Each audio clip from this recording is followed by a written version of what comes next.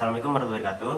Perkenalkan kami dari kelompok 9, dengan saya Sani Pasya Putri Darmin dengan NIM 124400040. Saya Isabella Selalai dengan NIM 124400068. Saya Riko Gabriel Bane dengan NIM 124400034. Di sini kami akan mempresentasikan proyek ini dari algoritma pemrograman, yaitu menggunakan Jupyter Notebook.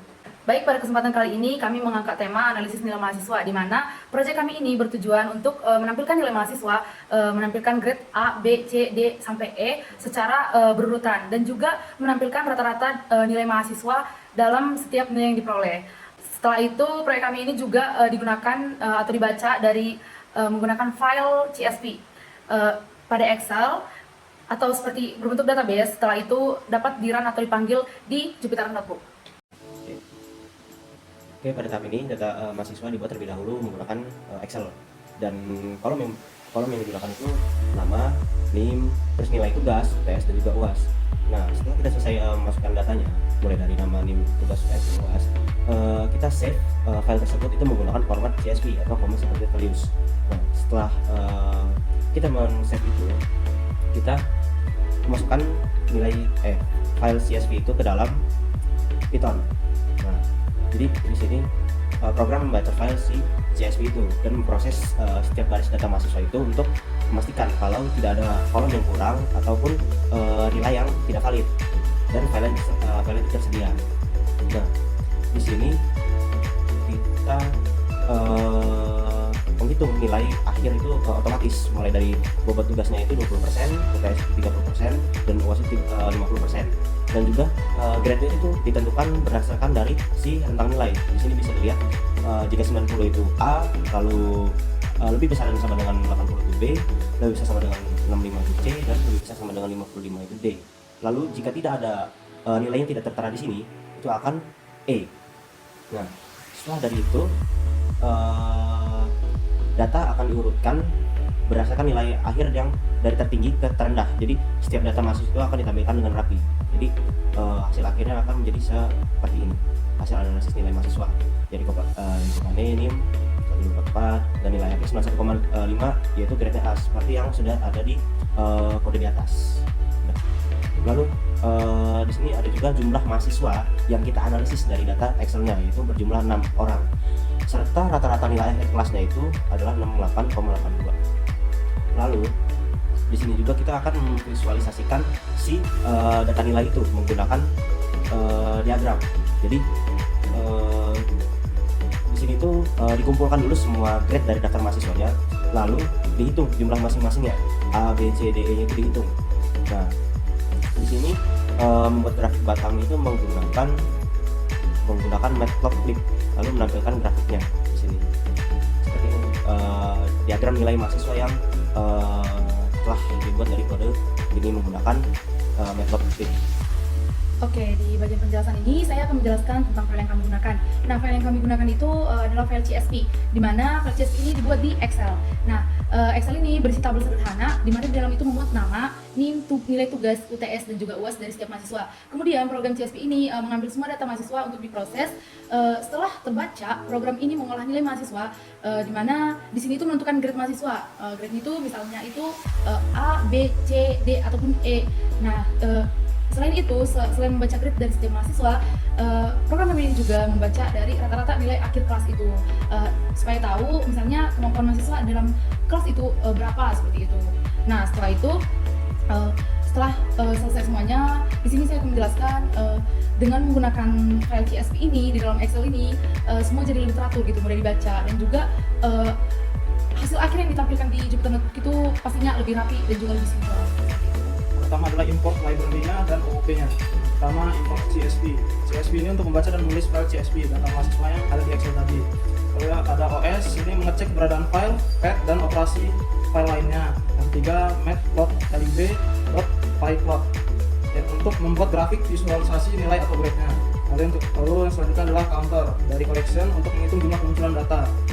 Lalu selanjutnya itu di sini kelas ini untuk sebagai blueprint-nya untuk membuat objek mahasiswa seperti nama, NIM, nilai tugas, PS, dan lain-lain. Lalu yang ketiga itu konstruktornya di sini dari dev init ini, self ini itu fungsinya menyimpan nama, NIM, tugas, lalu dan lain-lain, mengubah nilai menjadi float agar bisa dihitung. Sekalian menghitung nilai akhir otomatis. Lalu selanjutnya itu ada menghitung nilai akhirnya. Di sini fungsinya untuk menghitung nilai akhir, misalnya di sini tugas 20%, UTS 30% dan UASnya 50%. Lalu yang selanjutnya fungsi untuk menentukan grade-nya. Di sini tentukan grade. Di sini fungsinya untuk memberi mutunya sesuai standarnya. Misalnya tadi lebih dari sama dengan 90 itu dapat A, lalu lebih dari sama dengan 80 itu dapat B, lebih dari sama dengan 65 dapat C dan seterusnya. Lalu yang selanjutnya adalah string di sini, itu fungsinya untuk mengatur format teksnya ketika objek dicetak. Misalnya di sini misalnya ada nama, name, lahir dan grade-nya. Lalu yang selanjutnya di sini ada baca file CSV-nya. Itu fungsinya mendefinisikan nama file CSV yang akan digunakan di program Jupyter-nya ini.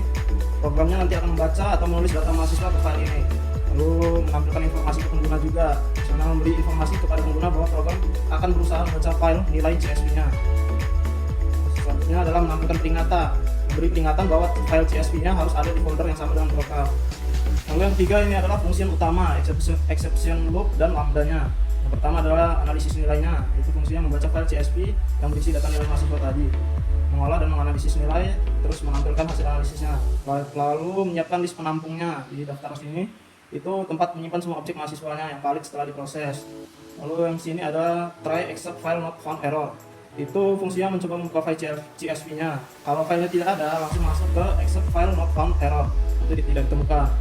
Lalu selanjutnya membaca file CSV-nya. Ini fungsinya yang reader ini dia membaca isi CSV baris demi barisnya. Lalu yang header ini digunakan untuk melewati baris pertamanya agar tidak diproses sebagai data.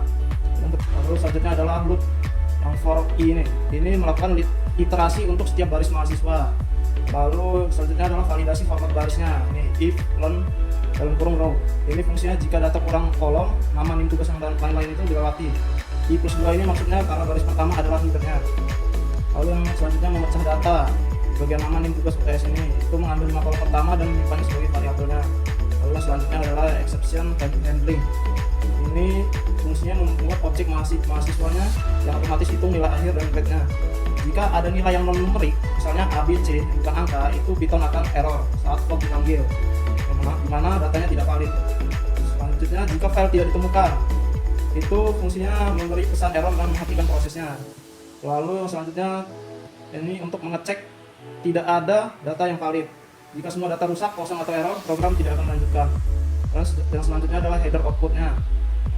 Ini membuat tampilan hasil analisis menjadi lebih rapi. Lalu yang selanjutnya adalah mengurutkan data dengan lambda. Sini lambda untuk daftar mahasiswa dan lain-lain. Ini untuk fungsinya mengurutkan mahasiswa berdasarkan nilai akhir dari yang terbesar ke terkecil. Sini kan ada lambda m nilai akhir. Ini reverse true. Kalau reverse false itu dia mengurutkannya dari yang terkecil. Lalu selanjutnya adalah mencetak setiap data mahasiswanya. Itu fungsinya mencetak objek mahasiswa dalam format yang dirapikan oleh metode string. Lalu setelah menghitung total dan rata-rata nilai, itu mengambil semua nilai akhir dijumlahkan, lalu menampilkan statistik kelas. Itu untuk menghitung jumlah mahasiswa yang valid dan rata-rata nilai akhir kelasnya untuk menampilkannya. Lalu yang terakhir itu return datanya, itu mengembalikan daftar objek mahasiswanya. Selanjutnya yang terakhir adalah untuk visualisasinya dalam bentuk diagram 8 seperti ini. Yang pertama ini visualisasi nilainya, itu membuat grafik distribusi grade-nya dari A sampai E itu seperti ini. Lalu grafik ditampilkan di Jupyter-nya. Di sini ada cek jika data yang kosong. Jika tidak ada data valid, fungsi langsung berhenti. Ketiganya mengambil semua grade dari objek mahasiswa. Ini grade listnya tadi A, B, C sampai E. Lalu menentukan urutan grade-nya. Itu dia fungsinya menentukan urutan grade-nya dari A sampai E berurutan. Lalu selanjutnya mendefinisikan warna barnya. Di sini kode-kode warna yang ada di sini itu nanti misalnya hijau, merah dan lain-lain. Selanjutnya adalah membuat grafiknya, bar chart-nya. Itu di sini di plot figur dan lain-lain ini itu membuat kanvas grafiknya berukuran 8x6 di sini. Lalu membuat bar chart-nya sesuai warna. Selanjutnya menampilkan judul, label dan grid-nya di samping sini dan di bawah sini dan judulnya. Lalu menampilkan angka di atas bar 1, 1, 2, 2. Merapikan layoutnya di sini untuk merapikan agar tidak acak-acakan. Lalu yang terakhir menampilkan dan menyimpan grafiknya dan memanggil fungsinya dari yang atas tadi. Baik, sekian video penjelasan dari kami, yaitu analisis data nilai mahasiswa menggunakan Jupyter Notebook dengan file CSV. Lalu semoga dengan penjelasan dari kami ini semoga bermanfaat bagi yang menonton. Saya akhiri, wassalamualaikum warahmatullahi wabarakatuh.